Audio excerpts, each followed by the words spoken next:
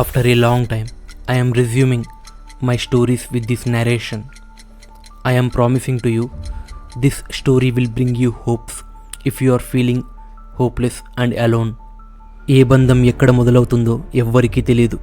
బంధం అనే పదం పుట్టడానికి రక్త సంబంధం అవసరం లేదని చెప్పే కథ ఈ కథ. అది 1989 జూన్ 18 అనంతపూర్ నుండి కేరళలోని మున్నార్ విహారయాత్రకు బయలుదేరిన ముగ్గురు స్నేహితులు రాజు, సీను, రవి. ఇందులో రాజు, సీను మంచి మిత్రులు.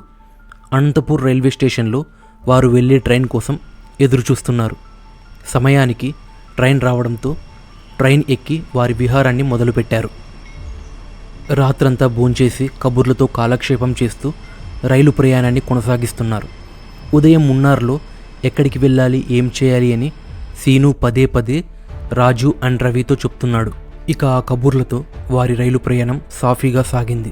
ఇక ఉదయం మున్నార్ రైల్వే స్టేషన్లో దిగాక అక్కడ ఒక ట్యాక్సీ మాట్లాడుకుని ఒక హోటల్కి బయలుదేరుతారు. ముగ్గురు హోటల్కి వెళ్ళి వారి వారి పనుల్ని ముగించుకొని హోటల్ నుండి బయటకు వచ్చాక సీను ఇలా అంటాడు, ఈ క్షణం నుండి రాత్రి అయ్యేంత వరకు మనం నడుచుకుంటూనే ఈ జర్నీని స్టార్ట్ చేయాలి. ఎక్కడికైనా సరే, అది తినడానికైనా తిరగడానికైనా. ఈ ఒప్పందాన్ని ఎవరన్నా తప్పితే వాడు 10,000 రూపాయల జరిమానా కట్టాలని హెచ్చరించి వారి కాలినడక ప్రయాణాన్ని మొదలు పెడతారు. కొద్ది దూరం నడిచాక ఒక చిన్న టిఫిన్ సెంటర్ కనపడడంతో అక్కడికి వెళ్ళి బ్రేక్ఫాస్ట్ కంప్లీట్ చేసి తమ ప్రయాణాన్ని యథావిధిగా మొదలు పెడతారు. చిన్న బండ్ల మీద చిరుతిండ్లు తింటూ ఎంతో విలాసంగా వారి విహారాన్ని కొనసాగిస్తూ చుట్టుపక్కన ఉన్న చిన్న చిన్న టెంపుల్స్లోకి వెళ్ళి దేవుళ్ళని దర్శించుకొని గుళ్ళోనే భోంచేసి మళ్ళీ వారి నడక మొదలు పెడతారు. ఇక వెళ్తూ వెళ్తూ ముఖంలో చిన్న నీరసంతో మున్నార్ ఫారెస్ట్ జోన్లోకి ఎంటర్ అవుతారు.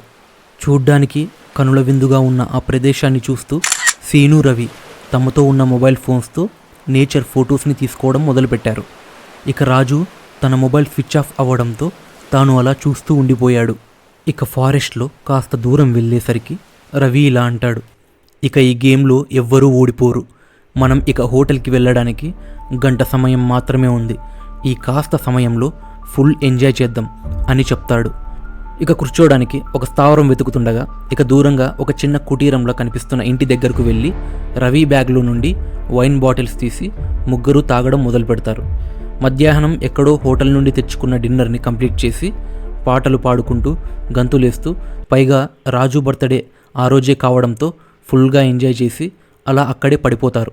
అయితే కొంత సమయం తర్వాత ఉరుములు మెరుపులు ఉరమడంతో రాజుకి చిన్నగా మెలకువ వచ్చి పైకి లేస్తాడు.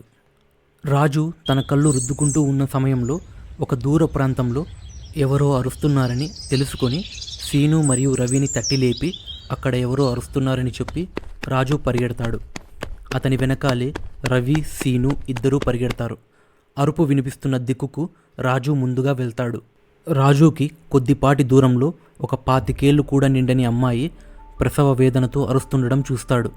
వెంటనే ఆ అమ్మాయి దగ్గరకు వెళ్ళి ఆ అమ్మాయిని పైకి లేపి ఏమైందని అడుగుతాడు.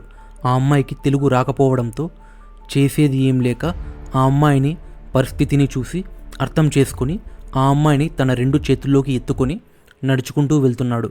మధ్యలో సీను, రవి ఎదురయ్యి ఆ దృశ్యాన్ని చూసి కంగారు పడతారు. చిన్నగా వర్షం పడ్డం మొదలవుతుంది.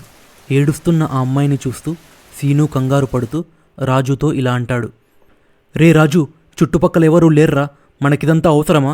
వెళ్దాం పదరా, నీకు దండం పెడతా. ఆ అమ్మాయికి అటు ఇటు అయ్యి ఏమన్నా అయితే ప్రాబ్లం చాలా పెద్దది అవుతుందని చెప్తాడు. రాజు సీను చెప్తున్న మాటలు వినిపించుకోకుండా తన దగ్గరున్న చిన్న టార్చ్ లైట్ వేసుకొని ఆ అమ్మాయిని చేతుల్లోకి ఎత్తుకొని ఆ నడివానలో పరిగెత్తడం మొదలు పెడతాడు. రాజు అలా పరిగెత్తడం చూసి సీను కోపంలో ఇలా అంటాడు, ఒరేయ్, నువ్వంటే అనాథవిరా, చెప్పుకోవడానికి ఒక్కరు లేరు, నీతో పాటు మా లైఫ్ని కూడా రిస్క్లో పెట్టమంటావా అని గట్టిగా అరుస్తాడు. సీను అన్న మాటకి రాజు ఒక్కసారిగా వెనక్కి తిరిగి సీను వైపు కోపంగా చూసి అటు నుంచి అటే అడవిలోకి వెళ్ళిపోతాడు. సీను రవిని పిలుచుకొని పారిపోతాడు. ఇక ఒకవైపు రాజు ఫారెస్ట్లో ఇంకొంచెం దూరం వెళ్ళి అక్కడెవరన్నా ఉన్నారని చూస్తాడు. ఇంకొక వైపు ఆ అమ్మాయి ఆ ప్రసవ వేదన నొప్పులతో గట్టిగా ఏడుస్తుంటుంది. ఇక కొంత దూరం వెళ్ళాక ఒక గొర్రెల కాపరైన వృద్ధాప్యుడు అటు వెళ్తుండడం చూసిన రాజు వెంటనే ఆ కాపరి దగ్గరకు వెళ్తాడు. ఆ క్షణం రాజుని, ఆ అమ్మాయిని ఆ సిచ్యువేషన్లో చూసిన ఆ కాపరి విషయం అర్థం చేసుకొని ఆ కాపరి తాను ఉంటున్న చిన్న కుటీరానికి పిలుచుకెళ్ళి తన భార్యతో ఆ అమ్మాయికి ప్రసవ వేదన చేయిస్తాడు. తన భార్య ఆ అమ్మాయిని లోపలికి పిలుచుకెళ్ళి ప్రసవ వేదన చేస్తుండగా కంగారు పడుతున్న రాజుని ఓదారుస్తూ ఏం కాదులే బాబు అని తన సైగలతో ధైర్యం చెప్తాడు కాపరి. కొద్దిసేపటి తర్వాత ఆ కాపరి ఇంట్లో నుండి అప్పుడే పుట్టిన ఒక ఆడపిల్ల అరుపు బయటకు వినిపిస్తుంది. ఆ అరుపు విని రాజు మనసు తేలికవుతుంది. ఆ కాపరి వాళ్ళ భార్య పుట్టిన ఆ చిన్నపిల్లని బయటకు తీసుకొచ్చి రాజుకి ఇస్తుంది. రాజు ఆ అమ్మాయిని చూసిన తర్వాత తన గుండె ఇంకాస్త తేలికవుతుంది. ఇక మరుక్షణమే ఆ కాపరి వాళ్ళ భార్య సైగలతో రాజుని లోపలికి పిలుచుకెళ్తుంది. లోపలికి వెళ్ళిన రాజు దిగ్భ్రాంతికి గురయ్యి ఏడుస్తాడు.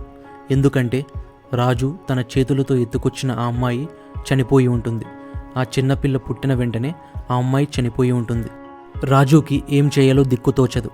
పుట్టిన ఆ అమ్మాయిని చూస్తూ అలా ఒక్క క్షణం శిలలా ఉండిపోతాడు. ఒక అడవిలో చుట్టూ చీకటి, బోరున కురుస్తున్న వర్షం. కళ్ళ ముందే ఒక ప్రాణం పోయింది. అదే కళ్ళ ముందు ఒక ప్రాణం పుట్టింది. నా అనుకున్న స్నేహితులు అటు నుండి అటే వెళ్ళిపోయారు. ఏ బంధం లేని ఒక కాపరి సహాయం చేశాడు. ఏ రక్త సంబంధం లేని ఒక జీవితానికి ఒక తోడు దొరికింది.